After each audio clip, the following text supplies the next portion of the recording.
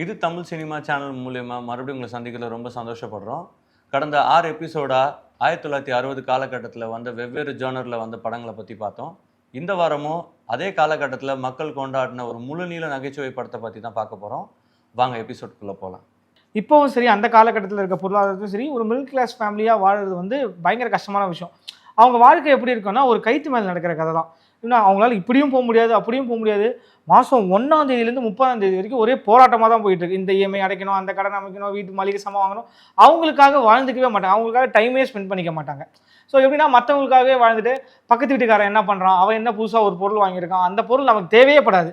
இருந்தாலும் அந்த பொருளை வாங்கி போட்டுட்டு அந்த பொருளுக்கு கடன் கட்ட முடியாமல், அந்த பொருளுக்கு இஎம்ஐ கட்ட முடியாமல், கண்டவங்கிட்ட பேச்சு வாங்கிட்டு இந்த மாதிரி தான் வாழ்க்கை போயிட்டு இருக்கும்.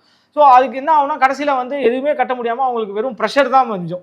ஆமாம், இதுதான் நம்ம தாத்தா பாட்டி காலத்துலேருந்தே இதுதான் நடந்துட்டு இருக்குது இப்போ வரைக்கும். அது இந்த மாதிரி ஒரு மிடில் கிளாஸ் ஃபேமிலியில் மிக முக்கியமாக ஒரு கூட்டு குடும்பத்தில் அதிக ஆசையினால் தேவையில்லாத பொருள் சேர்ந்து அது கடன் கட்ட முடியாமல் தவிக்கிற ஒரு குடும்ப படத்தை 1967 வந்து கேபி சார் வந்து ரொம்ப சுலபமாக மக்கள்கிட்ட கொண்டு போய் ரீச் ஆகிற மாதிரி ஒரு முழுநீள காமெடி படத்தை எடுத்திருக்காரு. அந்த படம் பேர் தான் பாமா விஜயம்.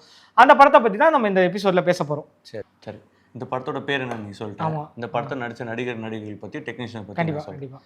நடிகர்கள் யார் யாருன்னா, நாகேஷ், மேஜர் சுந்தரராஜன், முத்துராமன், முக்கியமான கதாபாத்திரத்தில் டிஎஸ் பாலையா நடிச்சிருக்காரு. நடிகர்கள் யார் யாருன்னா, ஜெயந்தி, காஞ்சனா, சச்சு, சவுகார் ஜானகி, எஸ்என் பார்வதி, எஸ்என் லக்ஷ்மி நடிச்சிருக்காங்க. இந்த படத்தை டைரக்ட் பண்ணுறவர் வந்துட்டு K Balachander. MS Kasi produce பண்ணியிருக்காரு. கிட்டு வந்து எடிட் பண்ணியிருக்காரு. சுந்தரம் வந்து கேமராமேன். இந்த படத்தை வந்து 1967 ரிலீஸ் பண்ணியிருக்காங்க. இந்த படத்தோட நடித்தவங்க நடிகர்கள், அதே மாதிரி தொழில்நுட்ப கலைஞர்கள் பற்றி தான் நீங்கள் சொல்லிட்டீங்க. இந்த படத்தோட கதை என்னென்னா, ஒரே வார்த்தையில் சொல்லிட்டேன், ஒரு வேர்ட்லேயே சொல்லிடலாம். எப்படின்னா, இந்த பழைய தமிழ் பழமொழி கேள்விப்பட்டீங்களா? அப்படின்னா, இந்த புளியை பார்த்து பூனை சூடு போட்டுக்கணும், அந்த பழமொழிக்கு அப்படியே ஆப்டாக இருக்கும் அந்த படம். ஏன்னா சென்னையில் வந்து ஒரு அழகான ஒரு கூட்டு குடும்பம், ஓகேங்களா, மிடில் கிளாஸ் லைஃப். 3 பசங்க, அவருக்கு அப்பா, அந்த 3 பசங்களுக்குமே வந்து 3 ஒய்ஃப் இருப்பாங்க, அவங்களுக்கு குழந்தை குட்டிலாம் இருப்பாங்க. அந்த அப்பா கேரக்டர் வந்து ஒரு ரிட்டையர்ட் வாத்தியார், பாலையா கேரக்டர். அவர் வந்து ரொம்ப ஸ்ட்ரிக்டாக இருப்பார், ஓகேங்களா. அதே மாதிரி பசங்களும் வந்து ஒரு வேலை பார்த்துட்டு இருப்பாங்க. எப்படின்னா, மேஜர் சுந்தரராஜன் சார் வந்து ஒரு காலேஜில் ஹிந்தி பண்டிதா இருப்பார். நாகேஷ் வந்து ஒரு மெடிக்கல் ரெப்பாக இருப்பார். முத்துராமன் சார் வந்து ஒரு குமாஸ்தாவாக இருப்பாங்க ஹைகோர்ட்டில். முத்துராமன் சார் ஜோடியாக வந்து காஞ்சனாமா நடிச்சிருப்பாங்க. மேஜர் சுந்தரராஜன் சாருக்கு வந்து சவுகார் ஜானகி நடிச்சிருப்பாங்க. நாகேஷுக்கு வந்து ஜெயந்தி நடிச்சிருப்பாங்க. ஸோ அவங்களோட பேரே வந்து செம்ம காமிக்கலாக இருக்கும். எப்படின்னா, சவுகார் ஜானகி வந்து படிப்பறிவே கிடையாது, படிச்சிருக்கவே மாட்டாங்க, ஓகேங்களா. அதே மாதிரி காஞ்சனா வந்து யாருன்னு பார்த்தீங்கன்னா, முத்துராமனோட ஜோடி நல்லா படிச்சிருப்பாங்க. அதே மாதிரி ஜெயந்தியும் வந்து நல்லா படிச்சிருப்பாங்க. ஸோ இதை வச்சுமே ஒரு பிளே போகும். இதுக்கு வந்து காஞ்சனாவுக்கு வந்து ஒரு தங்கச்சி வேற இருப்பாங்க, அவங்க தான் சச்சு. அவங்களுமே இந்த குடும்பத்தோட சேர்ந்துருப்பாங்க. அப்படி ஒரு அழகாக இந்த கூட்டு குடும்பம் போயிட்டு இருக்க டைமில் மாதம் ஆனால் சம்பளத்தை எடுத்து வந்து அழகாக அப்பா கிட்ட கொடுத்து அதை வச்சு குடும்பம் நடத்துகிற மாதிரி தான் ஒரு ஃபேமிலி போய்டும். அப்போ திடீர்னு என்ன ஆகுனா, அவங்க வீட்டு பக்கத்தில் ஒரு பெரிய பங்களா வந்து யாரோ ஒருத்தவங்க புதுசாக குடி வர மாதிரி இருக்கும். யாருன்னு பார்த்தா ராஜஸ்ரீ, அதாவது பாமா, ஒரு பெரிய ஹீரோயின். அந்த தமிழ் படத்தில் நடிக்கிற ஒரு பெரிய. அதை பார்த்தவங்க எங்களுக்கு ஒரு ஆசை வந்துடும், ஆஹா, பாமாவே நம்ம வீட்டு எதிர்க்க வந்திருக்காங்க, இவங்க கூட நம்ம பழக்க வைக்க வச்சுட்டா நம்மளும் வந்து பெரிய ஆள் ஆயிடலாம். அதனால சொல்லிட்டு பாமாவை கூட பழக்க வச்சுக்க பார்ப்பாங்க. அந்த பழக்க வழக்கத்தில் வச்சு பார்க்கும்போது என்ன ஆகணும்னா, அவங்க ஒரு நாள் வீட்டுக்கு கூப்பிடுவாங்க. நம்ம வீடு ஆனால் இவ்வளோ அசிங்கமாக இருக்கே, வீட்டுக்கு வந்தால் என்ன நினைப்பாங்கன்னு சொல்லிட்டு அவங்க புருஷமானங்களை போட்டு நச்சரித்து, எனக்கு ஏசி வாங்கி கொடு, எனக்கு சேரை வாங்கி கொடு, வைர நெக்லஸ் வாங்கி கொடு, மூக்குத்தி வாங்கி கொடு. அது ஏன்னா இவனுங்க சம்பாதிக்கிறது ரொம்ப 300 400 தான் சம்பாத்தியம் தான். ஆனால் இவங்களை போட்டு இவனுங்க என்ன பண்ணுவானுங்க, தலையாட்டி பொம்மை மாதிரி பொண்டாட்டி பேச்சை கேட்டுட்டு ஓகே ஓகே வாங்கி போட்டுருவான்னு சொல்லிட்டு கடனுக்கு எல்லாத்தையும் வாங்கி போட்டுருவாங்க. ஆனால் பாமாவோட கேரக்டர் எப்படின்னா, ரொம்ப நார்மல் ரியாலிட்டியை புரிஞ்சுக்கிற ஒரு ஆர்டிஸ்ட். அவங்க வந்து ரொம்ப ஹெப்பியான ஆர்டிஸ்ட்லாம் கிடையாது. ஒரு ரசிகர் வீட்டு போனால் ரசிகர் வீடு எப்படி இருந்தாலும் பரவாயில்ல, எனக்கு அக்செப்ட் பண்ணிக்க அந்த. ஆனால் இது அவங்களுக்கு புரியாமல், ஒரு ஹீரோயின் நம்ம வீட்டுக்கு வர போகிறாங்க, நம்ம எப்படிலாம் காமிச்சிக்கணும்னு சொல்லிட்டு அந்த மாதிரி நம்மள மாதிரி காமிச்சிக்கணும், அப்பதான் நம்ம பிரபலம் அடைய முடியுமா, மதிப்பாங்க. இதுக்கு நடுவில் வந்து பாலையா எவ்வளோ சொல்லுவார், இந்த மாதிரிலாம் ஆடம்பரமா இருக்காதீங்கம்மா, ரொம்ப கஷ்டமா. இவங்க வந்து நான் வயசான காலத்துல இவர் இப்படிதான் சொல்லுவாரு, நம்ம எதுக்கு எல்லாம் கேட்டோம்னு சொல்லிட்டு பிள்ளைங்களையும் மாத்திடுவாங்க. எப்படின்னா, ஒரு கட்டத்துல என்ன ஆகும்னா, பிள்ளைங்க வந்து காசையே கொடுக்க மாட்டாங்க. ஏன்னா வாங்குற காசு எல்லாமே கடனுக்கே போயிடும், ஓகேவா. காசையே கொடுக்க மாட்டாங்க, குடும்பம் நடத்த முடியாது. எல்லா நேரமும், முக்கியமான நேரத்தில் எல்லா நேரமும் குழந்தைங்களை பார்த்துக்காம, குழந்தைங்களுக்கு சாப்பாடு கூட போகாம பாமா கூடயே சுற்றிட்டு இருப்பாங்க. அப்படி என்ன ஆகும்னா, ஒரு கட்டத்தில் கடன் ஜாஸ்தியாக வீட்டில் பிரச்சனைகள் ஜாஸ்தியாகும். ஒரு நாள் என்ன ஆகும், திடீர்னு 3 பொண்டாட்டிகளுக்குமே வந்து ஒரு மொட்டை கடுதாசி வரும். இந்த கடுதாசியில் என்ன எழுதியிருக்குன்னா, உங்க மூவரின் புருஷன்மார்கள் ஒருவர் வந்து பாமாவுடன் தொடர்பில் இருக்கிறார் அப்படின்னு. 3 பேருக்குமே ஷாக்கு. ஓகேவா. இந்த பக்கம் வந்து இவனுங்க மண்டையை போட்டு பிடிச்சிட்டு இருப்பாங்க, கடன் ஆயிடுச்சு, இவங்க பொண்டாட்டி பேச்சை கேட்டு இப்படி பண்ணிட்டு, ஆனா இவங்களுக்கு தெரியாது இந்த மொட்டை கடைசி வந்து இவங்களுக்கு வந்தவொடனே இவங்க பயந்துருவாங்க யாரா இருக்கும்னு சொல்லிட்டு இவங்க பிளான் பண்ணி கடைசியில கதை என்னன்னா இந்த கடனை இவங்க அடிச்சாங்களா, அந்த மொட்டை கடைசி யார் எழுதுனாங்க, அப்படியே எழுதியிருந்தாலும் அந்த 3 பேர்ல யார் வந்து பாமா கூட வந்து தொடர்புல இருக்காங்கன்றது கண்டுபிடிக்க, கடைசியில வந்து இவங்க கடனை அடைச்சாங்களா இல்லையான்றதுதான் கதை. இதை வந்து ரொம்ப அழகா வந்து கேபி சார் வந்து நகைச்சுவை வடிவத்துல அழகா மக்கள் கிட்ட கொண்டு போய் சேர்த்து கடன்லாம் வாங்கக்கூடாது, இருக்கிறத வச்சு ரொம்ப சந்தோஷமா அளவா இருக்கணும் அப்படின்னு சொல்லி ரொம்ப தெளிவா அழகா மக்கள் கிட்ட விளக்கி சொல்லியிருப்பாரு. ஸோ அதனால தான் இந்த படம் வெற்றி அடைகிறதுக்கு மிக முக்கிய காரணமா இருந்தது. சரி, போன எபிசோட்லாம் நம்ம சீன்ல ரியாக்ட் பண்ணிட்டு இருந்தோம். இந்த வாட்டி ஒரு சேஞ்சுக்கு வந்து ஒரு பாட்டு. இந்த பாட்டு எப்படின்னா கண்ணதாசன் வந்து இந்த மொத்த கதையுமே அழகா எழுதியிருப்பாரு, அது அழகா எம்எஸ்வி வந்து பாட்டு அமைச்சிருப்பாங்க. இப்போ அந்த பாட்டுல பாருங்க. வரவு 8 அணா, செலவு 10 அணா, அதிகம் 2 அணா, கடைசியில் துந்தனா.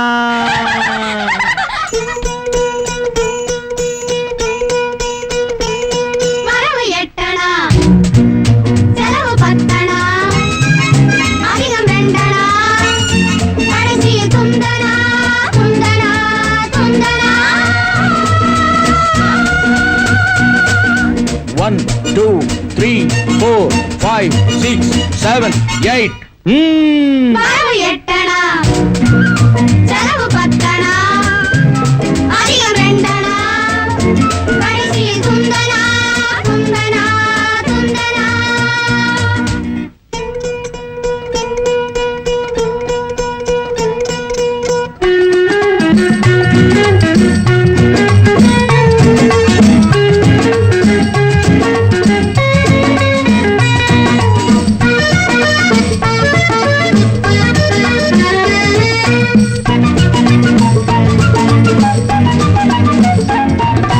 நிலைமைக்கு மேலே நினைப்பு வந்தா நிம்மதி இருக்காது ஐயா, நிம்மதி இருக்காது. அளவுக்கு மேலே ஆசை வந்தா உள்ளதும் நிலைக்காது அம்மா, உள்ளதும் நிலைக்காது.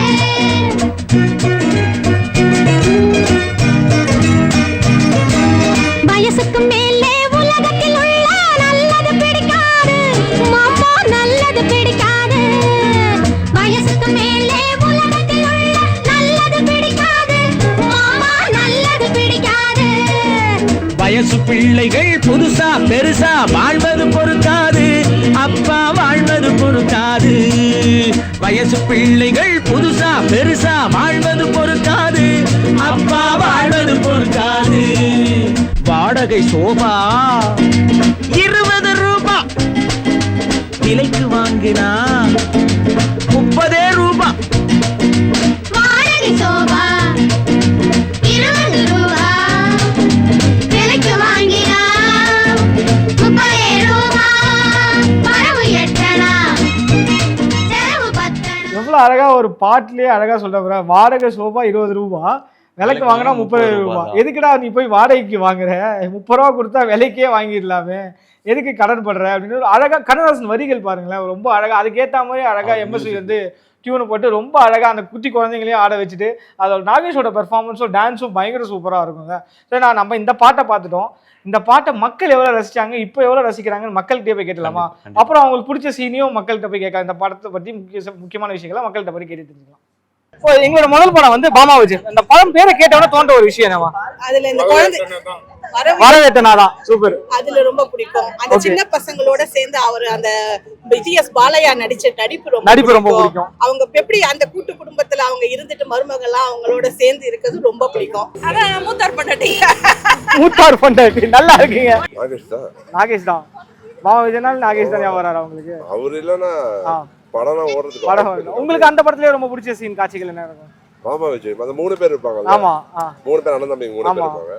இவரு பயங்கரமா இருப்பாரு நம்ம பாலையா. ஆமா, பாமா விஜய். அந்த படம் பேரை கேட்டவன தோன்ற ஒரு விஷயம் என்ன? பாட்டு சொன்ன வரவு 8 அணா, செலவு 10 அணா, அதிக எண்டனா கடைசியில் துந்தனா துந்தனா துந்தனா. அந்த பாமாஜி படத்துல ஒரு நடிகை வர்றாங்கன்னு சொல்லிட்டு நடிகை வர்றதால அவங்களுக்காக நம்ம கிட்ட எக்ஸ்ட்ரா செலவு பண்ணி என்ன சொல்றது, நம்ம கிட்ட இல்லாத பொருளை வெளியே கடனுக்கு வாங்குறோம். அந்த மாதிரி ஒரு பொருளை சொந்தமா வாங்கினாலே 100 ரூபாய் இருக்கும். அதை நம்ம என்ன பண்ணுவோம், தவணை முறையில் 50 ரூபாய் பண்ணுவோம். இது மாதிரி பண்ணக்கூடாது, இருக்கிறத வச்சு பண்ணணும். இதே விஷயம் நம்ம வீட்டுல நடக்கும். 4 சொந்தக்கார வராங்கன்னா வாங்குவோம், பக்கத்துல வாங்கிட்டு யூஸ் பண்ணிட்டு கொடுத்துருவோம். ஆனா அதை வந்து வாடகைக்கு எடுத்து அந்த மாதிரி இதுல இருந்தே ஒரு சிக்கனமா எப்படி இருக்கணும், அந்த மாதிரி ஒரு எக்ஸ்பீரியன்ஸ் ரொம்ப பிடிக்கும். ஸோ அந்த படத்துல வந்து உங்களுக்கு பிடிச்ச பாடல்னா எந்த பாடல்? வரவேட்டனா செலவு. எல்லாருக்குமே பிடிச்ச பாடல் உங்களுக்கு பிடிச்சா? இல்ல இன்னைக்கு இல்ல, இன்னும் 100 வருஷம் ஆனாலும் அந்த பாடல் செலவு பத்தினாதான். எத்தனை ஆட்சி மாறினாலும் அப்படிதான், டிக்கெட்டும் அப்படிதான், எல்லாமே அப்படிதான். முதல் கொண்டு வரவு எட்டனா செலவு பத்தனா. வரவுக்கு மீறி செலவு செஞ்சு கஷ்டப்படுவாங்க அப்படின்றத அழகா சொல்லுங்க. அதான் ரொம்ப ஆடம்பரமா இருக்காதீங்கடா, அழிஞ்சு போயிடுவீங்க. அந்த காலத்துல சொல்லுங்க. சோ உங்களுக்கு அந்த படத்துல இருந்தே ரொம்ப பிடிச்ச பாடல் வரவேட்டனா செலவு பத்தினாதான். அந்த பாட்டு தான் உங்களுக்கு செம்ம கியூட்டா இருப்பாங்க. சச்சிவமா செம்ம கியூட்டா இருப்பாங்க அந்த பாட்டுல. ஓகே. ஆக்சுவலி இதுல மெயின் கான்செப்டே செலவை கம்மி பண்ணி எப்படி நம்ம சேமிச்சு வாழணும்னு அந்த தான் மெயின் கான்செப்ட். ஆக்சுவலா வந்து ரொம்ப செலவழிப்பாங்க. ஓகே. ஒரு பொண்ணுக்காக எக்கச்சக்கமா செலவழிப்பாங்க. அதுக்காக ஒரு பாலையா வந்து ஃபேமிலி பாலையா வந்து மொட்டை கடைசி போட்டு திருத்துறது தான் கதை. Okay, super. அவ்வளோ ரசிச்சு பார்த்துருக்கீங்க அந்த படத்தை. உங்களுக்கு ரொம்ப மிக பிடிச்சமான கேரக்டர்னா நாகேஷ் சாரோட கேரக்டரும் பாலையாவோட கேரக்டரும் அப்படின்னாங்க. எம்எஸ்சி சாரோட மியூசிக்கில் வந்து அந்த வரவை எட்டனா செலவு பாட்டு வந்து எங்களுக்கு ரொம்ப பிடிக்கும், இப்போ போட்டாலும் நாங்கள் கேட்போம் அப்படின்னா மறக்காமல் இருக்காங்க இல்லை. ஸோ இப்போ இந்த படத்தோட சாங்கை கேட்டாச்சு, ஆடியன்ஸ் என்ன சொல்கிறாங்கன்னு பார்த்தா இந்த படம் வாங்கின கிரிட்டிக்ஸு, அதே மாதிரி இந்த படத்தில் நடந்த சுவாரஸ்யமான விஷயங்கள் பற்றிலாம் நம்ம கொஞ்சம் பேசலாம். என்ன ஆகுதுன்னா, இந்த படத்தில் வந்து கிரேசி மோகன் சார் என்ன சொல்லியிருக்காங்கன்னா, ஒரு ஹிந்து இன்டர்வியூவில் வந்து என்ன சொல்லியிருக்காங்கன்னா, இப்போ வரைக்கும் ஒரு காமெடி ட்ராமாவில் பாமா விஜயம் படத்தை வந்து அடிச்சுக்கிறதுக்கு வேற நிகர் படமே இல்லை அப்படின்னு சொல்லியிருக்காரு அவரே கிரேசி மோகன் சார். ஏன்னா ஒரு பெரிய காமெடி ரைட்டர் அவரே சொல்லியிருக்காரு. இப்போ மோகன் ராம் இருக்கார்ல, ஒரு ரைட்டரு, ஃபிலிம் என்தூசியாஸ்ட் மோகன் ராம், விஜயலேகாவோட அவர் என்ன சொல்லியிருக்காருன்னா, பாலையா சார் அந்த குடும்பத்துக்கு மேலே இருக்க கன்சர்ன் வந்து ரொம்ப அழகாக வந்து அவரோட சொந்த குடும்பம் மாதிரி ரொம்ப அழகாக போர்ட்ரே பண்ணியிருக்காரு. என்னதான் ஒரு கேரக்டர் ஆர்டிஸ்டாக அந்த படத்தில் வந்திருந்தாலும் அவர் ரொம்ப அழகாக நடிச்சிருக்காரு அப்படின்னு வேற இவங்க சொல்லியிருக்காங்க. இந்த படம் வந்து மக்கள் மத்தியில் ரொம்ப பிரபலம் அடைஞ்சாலும் நிறைய கான்ட்ரவர்ஷியலை ஃபேஸ் பண்ணிச்சு. எப்படின்னா ஒரு கிரிட்டிக்ஸ் வைஸில் ஒரு ராண்டர்கைன்ற ஒரு ரைட்டர், அதாவது மதுபூஷி ரங்கதுரைன்ற ஒரு ரைட்டர் வந்து என்ன சொல்லியிருக்காருன்னா, இந்த படம் வந்து 1949 ரிலீஸ் ஆன லெட்டர் டு 3 ஒய்ஃப்ஸ் அந்த படத்தோட தழுவல் மாதிரி இருக்குது அப்படின்னா, அதே மாதிரி அரந்தன் மனையன் என்ன சொல்லியிருக்காருன்னா, இந்த படம் வந்து கே ராமன் எழுதுனா ஸ்டார் நைட்ஸ் அப்படின்ற ஒரு பிளேலேருந்து தழுவப்பட்டு எடுத்ததுன்னு அந்த மாதிரி ஒரு குற்றச்சாட்டை வைக்கிறாங்க. ஆனால் கேபி சார் என்ன சொல்கிறாருன்னா, கொஞ்சம் வித்தியாசமாக, இது முழுக்க முழுக்க என்னோட கற்பனை தான். எப்படின்னா, சவுகார் ஜானகி வந்து என் படத்தில் நடிக்க ஆரம்பிச்சதுலேருந்து அவங்க அடிக்கடி என்னோட வீட்டுக்கு வருவாங்க. அப்படி என் வீட்டுக்கு வரும்போது அக்கம் பக்கத்தினர் வந்து ஒரு நடிகை என் வீட்டுக்கு வரும்போது எப்படி அவங்க ரியாக்ட் பண்ணுறாங்க, அதை வச்சு தான் நான் வந்து ஒரு கற்பனையில் எழுதுனேன். எது எப்படி இருந்தா என்ன, படம் சூப்பர், படம் நல்லா இருக்குல்ல, மக்கள் பார்க்குறாங்க, ரிலீஸ் ஆயிடுச்சு, ஓடிடுச்சு, மக்கள் மத்தியில் பிரபலமாக இருக்குது, இப்போ வரைக்குமே பிரபலமாக இருக்குல்ல. ஸோ நம்ம அந்த படத்தை கொண்டாடுறதுல தப்பு இல்லை. கிரிட்டிக்ஸ் பேசுறவங்க பேசதான் செய்வாங்க, நிறைய விஷயங்கள் நடக்கும், சொல்லிட்டு தான் இருப்பாங்க. ஆனால் இப்போ வரைக்கும் பேசுகிறாங்கல்ல அந்த படத்தை பற்றி. ஸோ அவ்வளோதான். இப்போ நம்ம இந்த பிளாட்டை பற்றி பேசாச்சு, நம்ம இந்த சீன் ரியாக்ட் பண்ணியாச்சு, ஆடியன்ஸ் கிட்ட கேட்டாச்சு. நம்ம இப்போ வந்து என்ன, ஆடியன்ஸ் இந்த படத்துக்கு இப்போ எவ்வளோ மார்க் கொடுக்குறாங்கன்றதை மட்டும் ஆடியன்ஸ்கிட்ட போய் கேட்டு வரலாம். இப்போ இந்த காலகட்டத்தில் நீங்க வந்து அந்த படத்துக்கு நான் இவ்வளவு மார்க் கொடுப்பேன்னா 100க்கு எவ்வளவு மார்க் கொடுப்பீங்க அந்த படத்துக்கு? 100க்கு 100 கொடுத்துருவீங்க நீங்க? 100க்கு 100 தான் கொடுப்பீங்க. 70-80 ஓகே, 70-80 அவ்வளவுதான். 100 வரைக்கும் எதிர்பார்க்க கூடாது. எல்லா படத்துக்கும் 100 தாங்க, 100 கீழே கொடுக்க 100க்கு 100 சார். ஒரு கேமராமேன் அன்னைக்கு 100க்கு 100 வேலை பண்ணிருக்காரு. ஒரு கதை வசனகர்த்தா அவரும் 100க்கு 100 பண்ணிருக்காரு. உங்கள மாதிரி அதுல ஒரு என்ன சொல்றது, ஒரு டைரக்ஷன் பண்றவங்க எல்லாரும் 100க்கு 100. சோ அதனால அதுக்கு மதிப்பெண்லாம் 100க்கு 100 தான். கண்டிப்பா சார், 100க்கு 100 கொடுக்கலாம். 100க்கு 100. இந்த படத்தை தமிழ்ல மட்டும் இல்லாம 4 லாங்குவேஜ்ல ரீமேக் பண்ணிருக்காங்க. ஹிந்தில வந்து தீன் பஹுரிஞான் அப்படின்னு சொல்லிட்டு 1968ல, அதே மாதிரி தெலுங்குல வந்து பலே கொடலு அப்படின்ற பேர்ல ரீமேக் பண்ணியிருக்காங்க. அப்புறம் வந்து மலையாளத்தில் வந்து ஸ்ரீ கிருஷ்ணபுரத்தே நட்சத்திர திலகம்னு 1998ல ரொம்ப நாள் கழிச்சு ரீமேக் பண்ணியிருக்காங்க. அதே மாதிரி இதுலேயும் கன்னடத்துலேயுமே வந்து அன்அஃபிஷியலாக ரீமேக் பண்ணியிருக்காங்க. ஆமாம், எல்லா லாங்குவேஜ்லையும் ரீமேக் பண்ணியிருக்காங்க, சவுத் இந்தியன் லாங்குவேஜில் மேஜராக. ஸோ அப்போ கன்னடத்தில் வந்து 2000ல வந்து அன்அஃபிஷியலாக ரீமேக் பண்ணியிருக்காங்க. என்ன பேருனா ஸ்வல்ப அட்ஜஸ்ட் நாட் கோலி அப்படின்ற மாதிரி கன்னடத்துல ரீமேக் பண்ணியிருக்காங்க இந்த படத்தை. இப்போ நான் வரேன், இன்னும் வந்து ஆடியன்ஸ் இன்னும் அந்த படத்துக்கு உண்டான கிரேஸ் இன்னும் போகவே கண்டிப்பா இல்லை. நான் ஒருத்தர்கிட்ட மார்க் கேட்கும் போதும் ஆடியன்ஸ் வந்து அதை ரசிச்சு சொல்றாங்க. ஆக்சுவலா யாருமே 7-8 கீழே கொடுக்கவே இல்லை. கண்டிப்பா ஆவரேஜா வந்து 7-8 கீழே கம்மியா எவனுமே கொடுக்கல. அதுதான் இந்த படத்தோட சக்சஸும். அதே மாதிரி எவ்வளவு கிரிட்டிக்ஸ் எவ்வளவு நிறை குறைகள் வந்தாலும் அதெல்லாம் யோசிக்க மக்களுக்கு அதெல்லாம் தேவையில்லை. நான் ஜாலியா படம் பார்த்தோமா வீட்டுக்கு வந்தோமா அந்த மாதிரி தான் இந்த படம் வந்து மக்கள் மத்தியில வந்து இவ்வளவு பேசப்பட்டிருக்கு. அதுக்கு உதாரணம் தான் இந்த மார்க்ஸ். ஆமா கண்டிப்பா. வாங்க இந்த எபிசோட எண்டுக்கு வந்தாச்சு. நிறைய பேசணும், என்ன இந்த படத்தை பற்றி ரொம்ப கம்மியாலாம் பேச முடியாது. நிறைய பேசிட்டே இருக்கலாம். ஆனால் நம்ம டைம் ரொம்ப கம்மியாக இருக்கிறதுனால நம்ம இவ்வளோ தான் பேச முடியுது. நம்ம பேசின விஷயம் மக்களுக்கும் பிடிக்கும் நான் நம்புறேன். அவங்களும் சொன்ன சில விஷயங்கள்லாம் ஷேர் பண்ணாங்க. அதுவும் நமக்கு ரொம்ப பிடிச்சிருந்தது. அவங்க சில விஷயங்கள்லாம் சொல்லும் போது மார்க்ஸ் கொடுக்கும்போதுலாம் ரொம்ப நல்லா இருந்தது. மக்களே இதே மாதிரி அடுத்த எபிசோட்ல இன்னொரு இன்ட்ரெஸ்டிங்கான மூவியோட நாங்கள் கண்டிப்பாக உங்களை வந்து சந்திக்கிறோம். வியூவர்ஸ், உங்களுக்கு பிடிச்ச படங்களை பற்றியும் அந்த படத்தில் இருக்க சுவாரஸ்யமான தகவலை பற்றி தெரிஞ்சுக்கணுன்னா எங்கள் கமெண்ட் செக்ஷனில் அந்த படத்தோட பேரை மென்ஷன் பண்ணுங்கள். வரும் வாரங்களில் நாங்கள் அந்த படத்தை பற்றி நாங்கள் பேசுகிறோம். அது வரைக்கும் எங்கள் சேனலை லைக் பண்ணுங்கள், ஷேர் பண்ணுங்கள். எங்கள் சேனலில் இருக்க வீடியோவை உடனுக்குடன் தெரிஞ்சுக்கிறதுக்காக எங்கள் சேனலை சப்ஸ்கிரைப் பண்ணி பெல் ஐக்கானை ப்ரெஸ் பண்ணிக்கோங்க. நன்றி, வணக்கம்.